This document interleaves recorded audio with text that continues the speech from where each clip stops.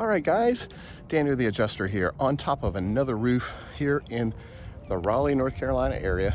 And one thing I've been running into during these hurricane claims is wind-driven rain that is driven into openings like windows, doors, under siding, but no physical damage done to the house. So this is something that you guys are going to have to use a little bit of ingenuity, looking around, trying to find exactly where the water is coming from. One of the big entry points is under flashing, or through a ridge vent.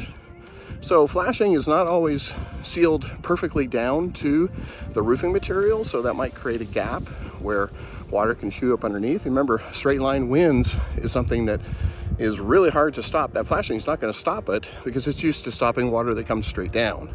This water is coming in through, like, basically blowing up the roof line and then slipping up underneath the flashing. So another option for water to enter is through that ridge vent.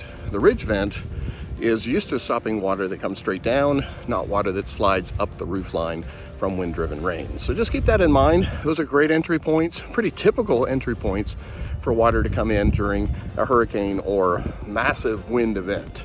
So not always are you going to find the damage on the roof or siding off the house in order to prove where water's coming from. Just check your locations, see the proximity of where the interior water damage is, and then trying to line it up with possibly some flashing or ridge vent damage or no damage for an entry point.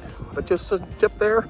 Hope you guys like it. Always trying to figure out how to be a better adjuster, and that's Daniel here to help you. Take care, and we'll see you on the next one.